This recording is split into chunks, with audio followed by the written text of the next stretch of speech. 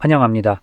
제 앞에는 realme 16 프로가 있고 오늘은 이 기기에서 할 수 있는 몇 가지 팁과 트릭을 보여드리겠습니다.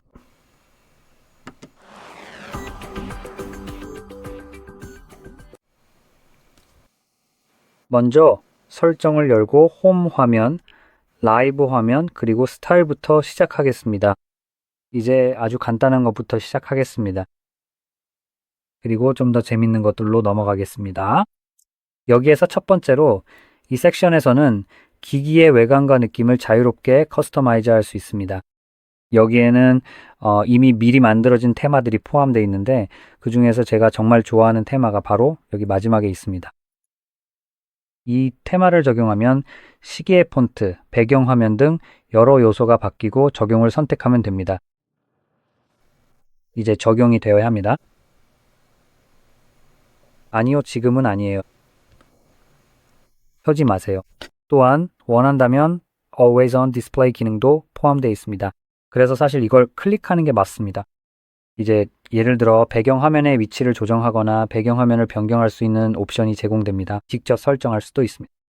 저도 그렇게 하고 싶었습니다. 여기에서 볼 수 있듯이 시계와 배경화면이 스마트하게 잘려서 시계와 상호작용하는 멋진 기능이 있습니다. 이제 만약 사용 중인 배경화면에서 주된 초점이 되는 오브젝트가 시계를 덮는 특정 임계값을 초과하게 되면 자동으로 그 오브젝트가 배경으로 이동하게 됩니다. 그렇지 않으면 이렇게 일부가 전경에 위치해서 시계와 상호작용할 수 있습니다. 여전히 시간을 확인할 수 있고 멋진 효과도 있습니다. 그래서 이런 부분을 직접 조정해 볼 수 있고 꽤 괜찮은 기능입니다. 그리고 이 기능은 여러분이 원하는 다른 배경화면에도 적용할 수 있습니다. 자동으로 이를 감지해 주기 때문에 추가로 별도로 복잡하게 설정하실 필요가 전혀 없습니다. 잠금 화면을 최대한 활용하고 싶으신가요? 지금은 아니에요. 다시 말하지만 이텐에서는 항상 켜짐 디스플레이를 활성화하려고 했지만 어쨌든 더 아래로 내려가 보면 항상 켜짐 디스플레이, 아이콘, 폰트 등 다양한 설정이 있습니다.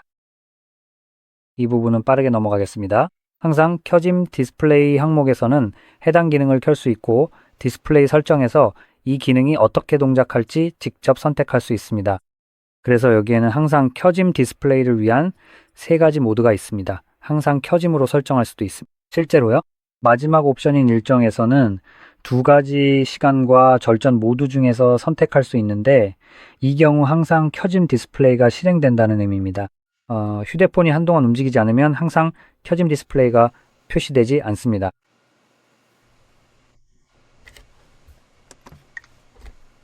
여기서 한동안이라고 하면 정말 몇 초 정도를 의미하는 것 같습니다. 잠시 기다리면 화면이 사라집니다. 이런 식으로 동작하는 거죠. 이 모드는 배터리 수명을 아끼려고 합니다. 더블 탭이나 탭을 해도 화면이 켜지지는 않는 것 같습니다. 사실 화면을 깨울 수 있도록 설정할 수도 있을 것 같아요. 잠시 후에 그 부분을 찾아볼게요. 하지만 이렇게 하면 항상 켜짐 디스플레이를 사용하면서도 배터리를 많이 소모하지 않을 수 있습니다. 만약 화면을 항상 켜두고 싶다면 스케줄 기능이나 항상 켜짐 모드를 사용할 수 있습니다. 그래서 기기를 잠가도 화면이 사라지지 않고 이렇게 계속 표시됩니다. 카메라에서 보이는 깜빡임은 실제로는 보이지 않습니다. 이건 지금 배터리 수명을 아끼기 위해서 세로 고침 속도가 맞지 않아서 생기는 현상입니다. 그래서 이건 거의 보이지 않고 깜빡임은 낮은 주사율 때문에 생기는 겁니다. 지금 이 디스플레이는 104, 14Hz나 여기서 볼 수 있는 20Hz로 동작할 필요가 없기 때문에 아마 30프레임 정도로 동작하고 있습니다. 그래서 그런 깜빡임이 생기는 거예요. 어쨌든요. 자, 이제 더블 탭으로 화면을 깨우는 옵션도 빠르게 확인해 보겠습니다. 그래서 저는 그냥 그걸 검색해 볼게요.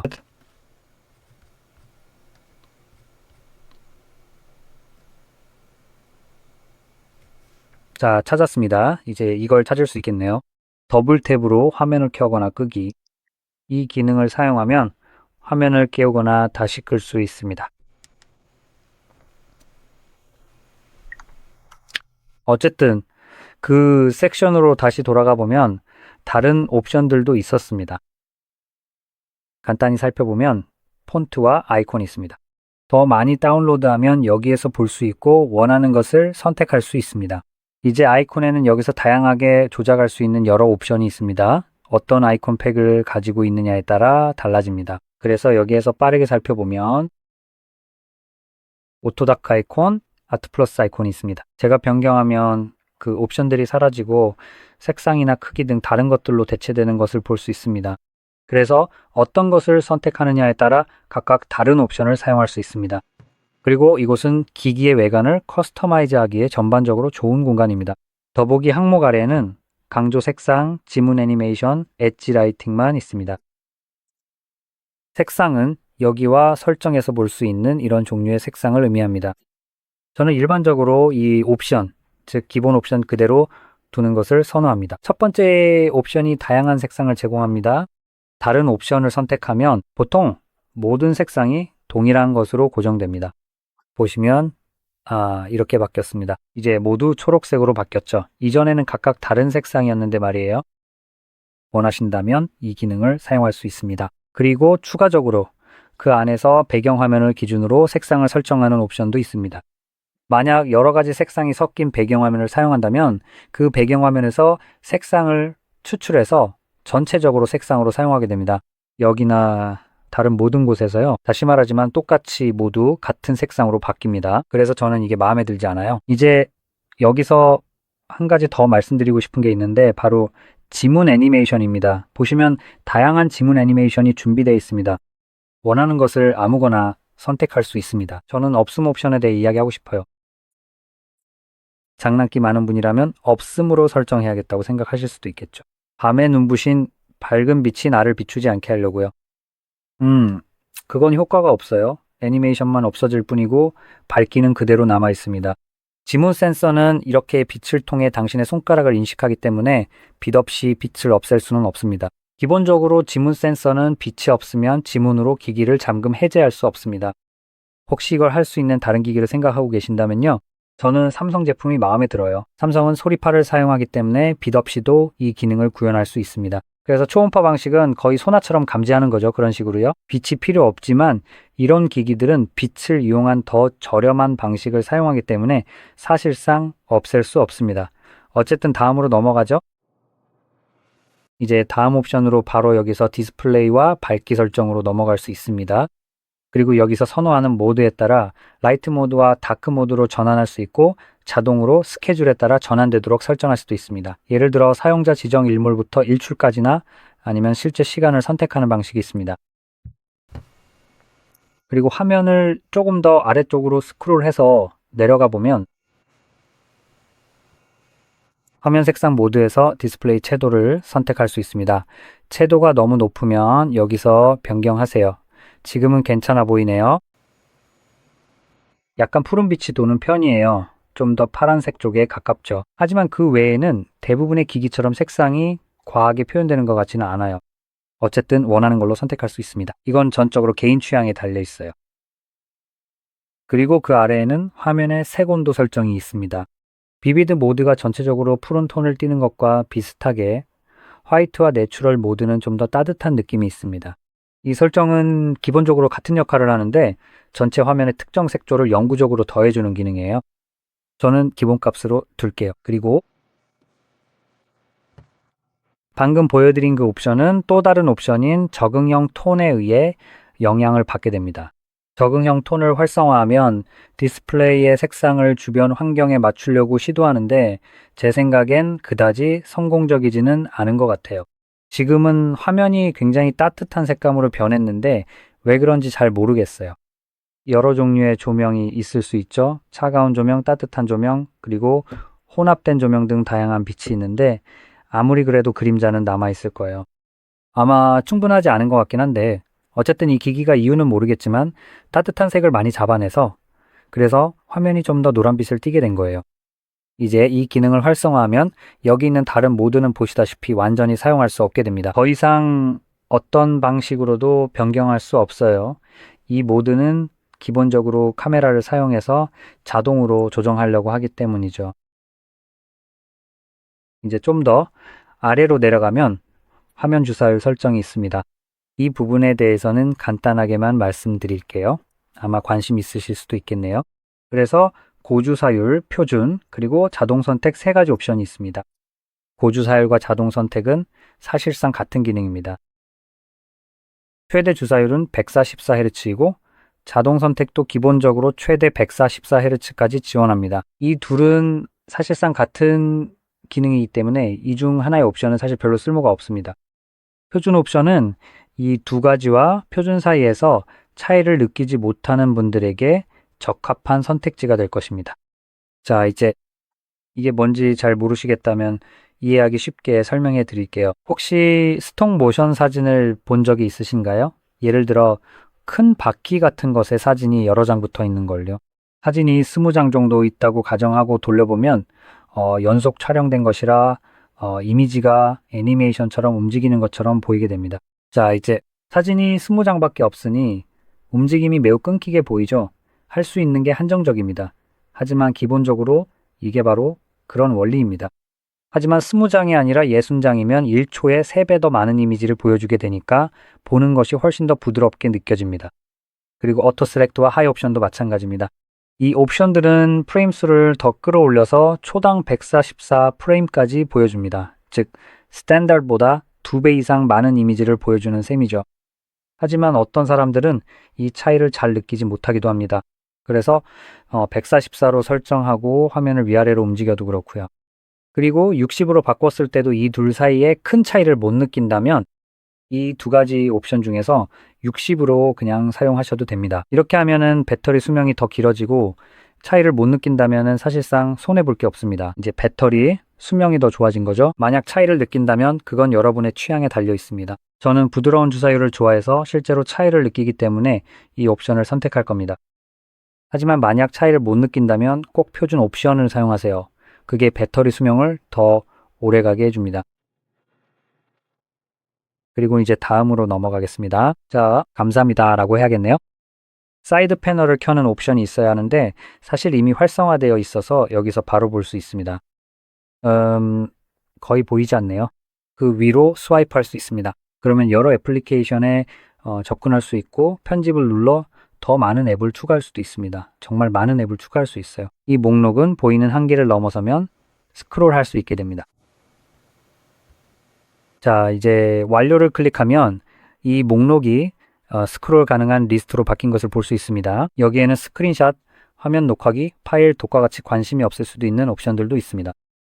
하지만 이 안에 있는 다른 애플리케이션들은 활용할 수 있고 클릭하면 팝업 뷰로 열 수 있습니다.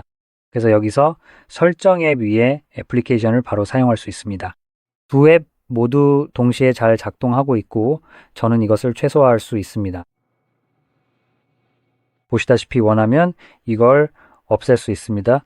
작업에 방해 안 되게 숨겼다가 필요할 때 탭해 다시 볼 수 있고 전체 화면 전환도 가능합니다. 그리고 한 가지 더 할 수 있는지 확인해 보겠습니다. 설정 앱은 분할 화면을 지원하지 않습니다. 네, 보니까 설정 앱으로는 분할 화면을 사용할 수 없네요. 조금 이상하네요. 그래서 있잖아요. 이걸 전체 화면으로 하고 한번 찾아봅시다. 브라우저를요. 길게 누르고 있으면 이렇게 됩니다. 보시다시피 길게 누른 다음에 움직이면 됩니다. 이제 원하는 위치에 놓을 수 있고 이미 전체 화면으로 열려있는 앱이 있다면 아래쪽에 놓을 수 있습니다. 그리고 원래 전체 화면이었던 첫 번째 탭은 위로 올라가고 이 탭은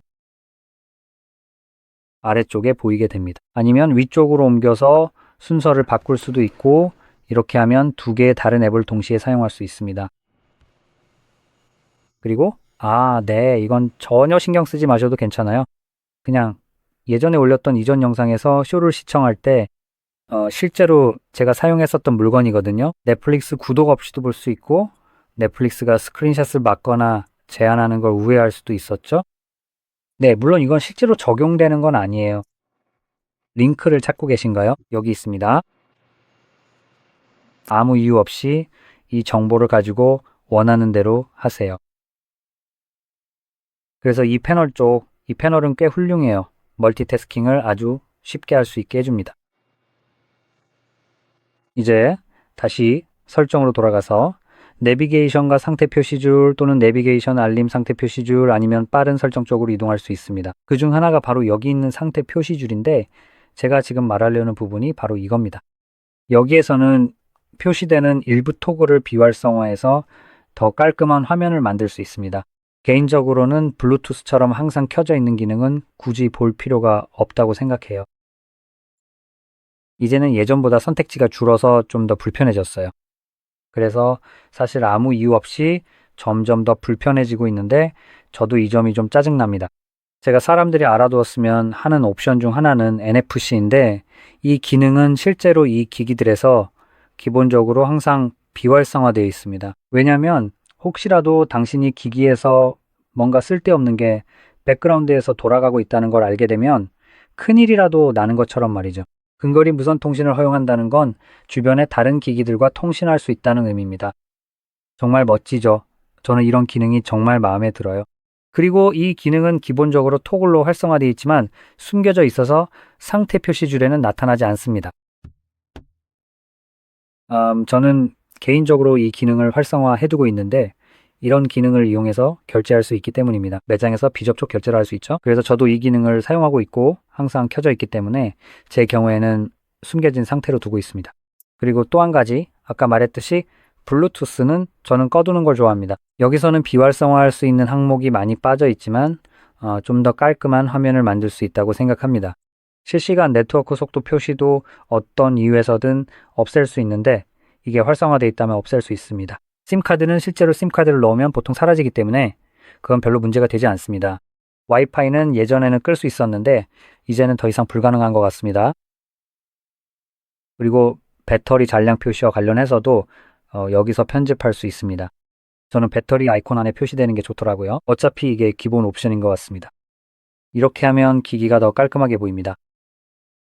배터리 스타일도 변경할 수 있지만 배터리 아이콘 안에 퍼센트가 표시되는 건 가로형 스타일에서만 가능합니다. 다른 스타일, 예를 들어 세로 루프 같은 경우에는 퍼센트가 아이콘 밖에 표시됩니다. 하지만 원한다면 퍼센트 표시를 아예 없앨 수도 있습니다. 그리고 마지막으로 여기 알림 아이콘이 있는데 이 기능을 사용하면 모든 알림을 하나의 숫자로 합칠 수 있습니다. 이것도 기기를 더 깔끔하게 보이게 해줍니다. 저는 이게 마음에 들어요. 그리고 여전히 아래로 스와이프하면 실제로 어떤 알림이 있는지 볼 수 있습니다. 마지막으로 한 가지 더 말씀드리고 싶은 게 있는데 바로 내비게이션입니다. 시스템 및 업데이트 메뉴 아래에 시스템 내비게이션 제스처 그리고 버튼 설정이 있습니다. 이제 원하는 방식을 자유롭게 선택할 수 있습니다. 제스처에는 약간 더 많은 옵션이 있는데 첫 번째로 가이드바를 숨길 수 있습니다. 이것은 딱 한 가지 목적이죠. 그래서 실제로 이 기능을 사용하는지에 따라 가이드바를 남겨둘 수도 있습니다. 이건 정말 멍청한 결정입니다. 어떤 한 제조사는 이런 걸 깨달았죠. 세상에 사람들이 금붕어보다 더 나은 기억력을 가질 수도 있다는 걸요. 그리고 이 버튼이 숨겨져 있더라도 서클 투 서치 기능은 바로 이 위치에 있다는 걸 기억하세요. 마치 제가 기억하는 것처럼 아니 우리 모두가 기억하는 것처럼 아래에서 위로 쓸어 올리면 홈으로 갈 수 있다는 것도요. 정말 기상천외한 생각이죠. 어쨌든 저는 이게 짜증나는 게 보통 꽤 괜찮은 기능을 쓰려면 이걸 화면에 띄워놔야 하거든요. 저는 아직 점심시간이에요. 여보세요? 제발 실행 좀 해줄 수 있나요? 여보세요? 제가 실수로 꺼버린 건가요? 알겠어요? 제가 이걸 숨겼을 때요. 그러면 Circle to Search 기능이 다시 활성화되지 않아요. 상황은 이렇습니다. 길게 누르면 실행됩니다. 이 부분을 훑어보죠. 이 옵션 이름이 정말 별로예요. Circle to Search라고 되어 있거든요. 하지만 실제로 검색을 시작하려면 원을 그리는 게 아니에요. 검색을 시작하려면 아래쪽에 가이드 바를 길게 누르거나 버튼을 사용하는 경우 홈 버튼을 길게 눌러야 해요. 이 이름은 정말 말도 안 되게 멍청해요. 그리고 한번 열리면 원을 그릴 필요도 없이 클릭할 수도 있고 드래그 할 수도 있고 설명처럼 원을 그릴 수도 있어요. 그리고 화면에 어떤 내용이 보이느냐에 따라 이 기능은 콘텐츠를 인식해서 작동해요. 그래서 만약 화면에 텍스트가 있다면 보통은 이걸로 선택할 수 없을 것 같지만 실제로는 텍스트가 있으면 그 텍스트를 선택해서 복사하거나 붙여넣거나 번역하거나 원하는 대로 할 수 있어요. 정말 훌륭해요. 이런 기능은 카메라를 사용할 때도 쓸 수 있는데 꼭 보여드릴게요. 또한 화면에 어떤 사진이나 궁금한 것이 보인다면 그것이 무엇인지 알아볼 수도 있어요. 예를 들어 제가 휴대폰을 집어들고 싶다고 해볼게요. 그러니까요. 이렇게 할 수 있고 이 기능은 양방향으로 사용할 수 있어요. 이걸로 사진을 찍을 수도 있고 또는 카메라가 대상을 볼 때 딥을 누르고 있을 수도 있어요. 여기 바로 이 바가 보이죠? 이런 식으로 조작하면 화면이 일시적으로 멈추게 됩니다. 그리고 여기서 그냥 이 부분을 클릭해 주시면 됩니다. 그러면 보시다시피 기기를 찾아줍니다. 여기 보시면 이건 삼성 S25이고 플러스 모델이 아닌 S25입니다. 이번에는 꽤 잘 찾아냈네요. 울트라 모델 같은 다른 기기도 보여주긴 하지만 지금은 이 정도면 충분하죠? 감사합니다. 무엇인지 모르는 무언가를 보고 있나요? 카메라를 향하게 하세요.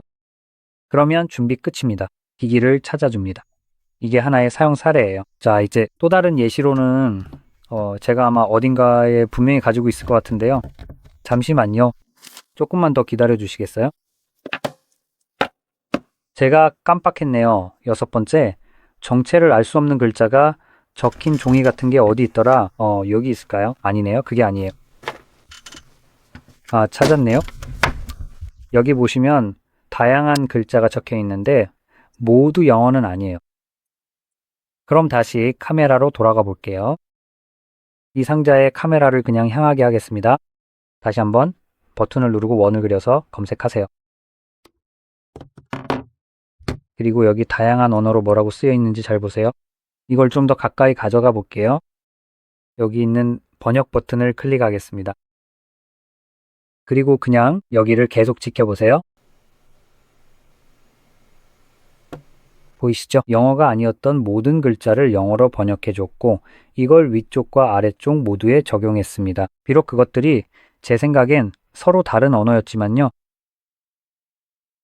여기에서 보시면 중국어를 감지했다고 나옵니다. 저는 만다린 표준 중국어인 줄 알았는데 어쨌든 아무튼 감지된 언어를 선택해서 영어로 변환해 줍니다. 그래서 두 가지 다른 언어가 있었어요. 여기에는 하나는 만다린 중국어였던 것 같고 다른 하나는 한국어였어요. 위에 있는 건 한국어인 것 같아요. 두 언어를 자동 감지에 하나만 보여주며 모두 영어로 번역해 줍니다. 정말 훌륭하죠? 게다가 번역 품질도 아주 좋습니다. 실제로 그냥 원래 상자에 있던 것처럼 혹은 거의 비슷하게 거기에 보이던 텍스트를 그대로 대체해 줍니다. 보시다시피 여기처럼 어떤 경우에는 약간 이상하게 보이기도 해요. 임피던스라는 단어가 좀 이상하게 파란색 효과가 들어가 있죠. 하지만 맨 위쪽에서는 꽤 잘 처리해서 이 텍스트가 거의 원래 거기 있던 것처럼 보이게 했어요. 완벽하진 않지만 아주 비슷해서 다양한 용도로 꽤 유용한 옵션이라고 할 수 있습니다. 자, 이게 Circle to Search 기능입니다. 원 대신 2바를 길게 눌러도 됩니다. 버튼으로도 할 수 있는데 버튼으로 보여드릴게요. 버튼이 생기면 홈 버튼을 길게 눌러 동일하게 가능합니다. 이제 다시 제스처로 돌아가 볼게요. 우리는 발을 숨길 수 있는 기능이 있는데 당연히 이렇게 하면 Circle to Search 기능을 쓸 수 없게 돼서 아쉽죠. 그게 이 기능을 실행할 수 있는 유일한 방법이에요. 그리고 뒤로 가기, 내비게이션 시 진동 기능도 있습니다. 그래서 이렇게 움직이면 손을 뗄 때 진동이 오는데 꽤 괜찮아요. 이게 바로 햅틱 피드백이에요. 또한 뒤로 가기, 제스처의 민감도를 높이거나 낮출 수도 있습니다. 만약 화면 중간이나 엣지에서 스와이프 했는데 제스처가 의도치 않게 활성화되는 경우가 있다면요. 이 기능의 민감도를 높이거나 낮춰서 더 정밀하게 만들 수 있습니다. 그래서 실제로 이 제스처를 활성화하려면 화면 가장자리 바깥쪽에서 정확히 스와이프해야 합니다. 그리고 마지막으로 구글의 디지털 어시스턴트가 있습니다. 이건 스와이프 방식인 것 같네요. 맞아요. 여기 모서리에서 스와이프하면 제미나이를 실행하는 그 기능입니다. 저는 사실 이 기능이 좀 중복된다고 생각하는 사람이에요. 이런 쓰레기 같은 기능은 실행할 방법이 충분히 많기 때문에 저는 이걸 비활성화하는 걸 좋아합니다. 그리고 한 가지 방법이면 충분하다고 확신합니다. 정말 그래요. 여기 전원 버튼이 있는데 이것도 한 가지 방법이죠. 똑같은 쓰레기 기능을 실행하는데 5가지 방법이나 필요하지 않아요. 그러니까 이게 한 가지고 이 모서리가 2번째 방법이죠. 또 다른 방법도 있습니다. 설정만 하면은 실제로 OK 구글이라고 말해서도 활성화할 수 있어요. 아니면 헤이 구글인가요? OK 구글로? 흥미로운 건 이게 활성화되지 않는다는 거네요. OK 구글. 이걸 설정해뒀었어요. 예전에는 잘 됐었죠. 무슨 일이 있었는지는 모르겠지만 불평할 생각은 없어요. 그러니까 그런 명령어를 말하는 것도 실행하는 방법 중 하나였죠. 그리고 마지막으로 그냥 애플리케이션 자체도 있습니다. 그러니까 똑같은 쓰레기 기능을 실행하는 여러 가지 방법이 이미 충분하다고 생각해요. 한 가지면 충분하죠. 굳이 여러 개 필요 없어요. 스포티파이를 실행하는 5가지 방법이라니 구글조차도 그걸 허락하지 않을 거예요. 예를 들어 저는 챗 GPT에 대해서는 똑같이 할 수 없어요. 챗 GPT를 실행하는 4가지 다른 방법을 가질 수는 없죠. 그리고 여기서 또 짜증나는 점은 제미니를 실행하는 각각의 방법이 전부 강제로 고정되어 있다는 거예요. 이걸 바꿀 수가 없어요. 그러니까 모서리에서 스와이프하는 걸 원한다면 챗 GPT로 바꿀 수 있지만 음성 명령은 다시 한번 오직 구글에만 고정되어 있어요. 전원 버튼도 구글에만 고정되어 있죠. 하지만 대신 전원 메뉴로 돌아가도록 바꿀 수는 있어요. 하지만 다시 말하지만 그냥 한 가지로만 고정되어 있습니다. 약간 독점적으로 보이긴 하는데 제가 뭐라고 할 수 있겠나요? 어쨌든 이게 제가 보여드리고 싶었던 모든 팁과 트릭의 요약입니다. 이 영상이 도움이 되셨다면 좋아요와 구독 잊지 마시고 시청해 주셔서 감사합니다. 왜 제가 저걸 던지고 있는 거죠?